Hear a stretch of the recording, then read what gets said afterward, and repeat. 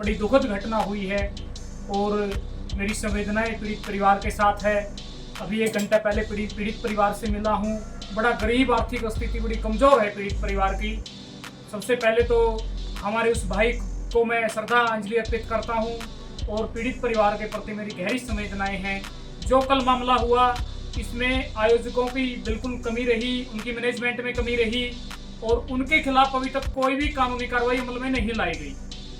और किसके दबाव में, देखे मैं राजनीति इसमें बिल्कुल भी नहीं करना चाहता। मेरे सवाल है, सामाजिक नाते हमारे समाज का भाई था, मेरे 3-4 सवाल है कि उसका पोस्टमार्टम क्यों नहीं होने दिया गया, किसके दबाव में नहीं हुआ और उसके बाद उसका दाह संस्कार किया गया और उसके बाद जो घटना हुई, घटना बहुत देर तक उसकी डेड बॉडी जो है ना घटना स्थल पर रखी रही और आयोजकों को भी पता था और जो लोग उसमें भाषण दे रहे थे उसको भी पता था। उन लोगों ने बड़ी गंदी राजनीति की और भाषण चलते रहे। उसके बाद दीपेंद्र हुड्डा का भी भाषण हुआ कि हमारे समाज के भाई की जो है ना कि जान की कीमत इतनी है कि हमारे उस पे जो है ना भाई की डेड बॉडी पड़ी है और नेता लोग भाषण करते रहे।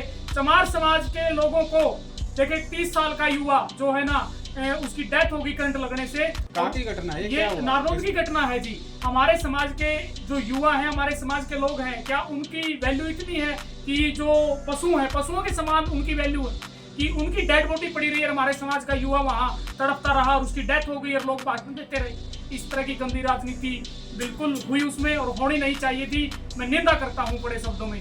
जैसे ही घटना हुई तुरंत वहाँ पे लोग बचाव के लिए पहुंच गए, उसको हॉस्पिटल में ले जाया गया। देखिए हॉस्पिटल में ले जाने में देरी हुई। हॉस्पिटल में ले जाने के बाद में उसका पोस्टमार्टम किनके दबाव में नहीं होने दिया गया। परिवार बड़ा गरीब है और मेरी आपके माध्यम से प्रशासन से और सरकार से अपील है कि इस मामले में निष्पक्ष जांच हो, SIT का गठन हो और पीड़ित परिवार को न्याय मिले और पीड़ित परिवार को 50 लाख रुपए बतौर मुआवजा और एक सरकारी नौकरी, क्योंकि कमाने वाला इकलौता बड़ा था उनके वो, और छोटे भाई हैं, एक +2 में है, उन्होंने +2 की है, ITI की हुई है, उसको नौकरी दी जाए और छोटे बहन भाई छोटे हैं। कमाने वाले व्यक्ति जब घर से चला जाए तो उस परिवार की किस तरह की स्थिति हो सकती है आप देख सकते हैं, अंदाजा लगा सकते हैं। नहीं, जो पोस्टमार्टम करवाना था उसके परिजनों के हाथ में था, उसके परिजन उसका पोस्टमार्टम करवा सकते। नहीं देखिए, जब किसी परिवार में 30 साल के युवा की डेथ हो जाए, बाप के लिए इससे बड़ा दुख इस दुनिया में हो नहीं सकता कि उसकी आंखों के सामने उसका बेटा चला जाए और उसको होश नहीं रहता कि किस तरह की चीजें करनी है। राजनीतिक लोगों ने जिन आयोजकों के कार्यक्रम में उसकी डेथ हुई, उन लोगों ने दबाव देकर पोस्टमार्टम नहीं होने दिया।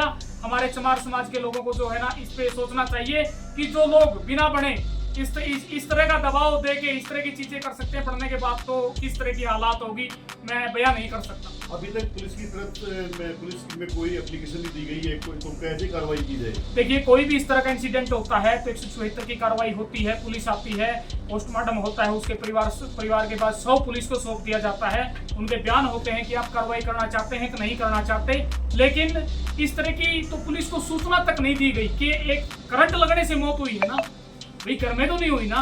सारा मीडिया, और बड़ी दुख की बात यह है कि भाषण चलते रहे और मीडिया को ये कहा कि जो ये घटनाक्रम है इसको दबा दिया जाए और मीडिया को बेकायदा फोन किए गए कि अगर ये चीज आपने उठाई ना तो आपके साथ क्या होगा, फिर देख लेना। इस तरह की धमकियां की सुनने की बात आ रही है, जो कि बड़ा गंभीर विषय है।